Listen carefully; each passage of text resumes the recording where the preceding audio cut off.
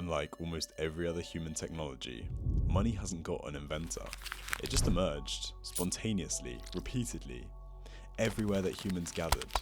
Like language and like music, it's not so much an invention, but perhaps closer to an instinct. It comes with a pattern in its evolution. Every new form of money becomes more abstract than the last. It relies more on trust. It becomes faster and allows larger movements of values. It creates new, previously impossible forms of inequality and manipulation. Originating not as money or currency, but starting off as debt.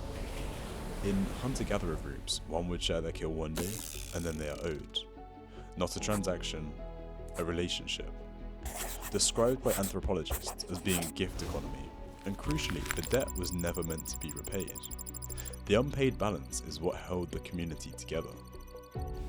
Then came the object, the shell, the grain, the silver bar weighed on a scale, something portable that a stranger would accept.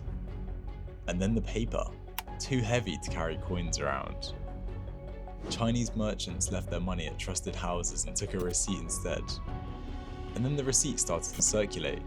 The paper became the money. The thing being traded was no longer the value itself, it was the claim to value, a promise held together entirely by trust. Today, that abstraction is complete. Your money is not a coin or a note, it's a number, assigned to you by an institution you've never visited, backed by a government you didn't choose, stored on a server you'll never see. It moves at the speed of light. $1 trillion can cross the planet before you finish this sentence.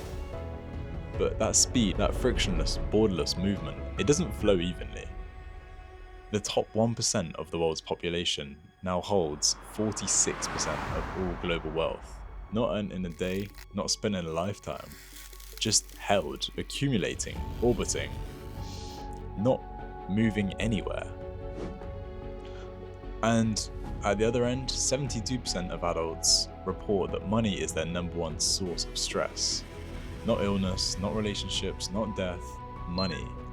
And then there are the moments where the system reveals itself most clearly. The crises. 2008, the markets collapse, and money, real money, the savings of ordinary people evaporates overnight. But not for everyone. Capital moves fast when it's frightened. It runs across the borders, into assets, into property, into gold, into anything that holds the value better than a failing currency. The people with the most move it the fastest. The people with the least watch it disappear. Economists have a term for that. Capital flight. Money migrating away from instability and towards safety.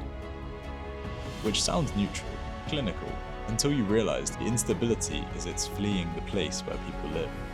So here we are, thousands of years from the shared kill in a hunter-gatherer camp. The form has changed beyond recognition. Underneath, the abstraction, the trust, the inequality, the migration towards safety and away from need, the pattern is the same. Nobody invented it, and nobody yet has managed to fix it.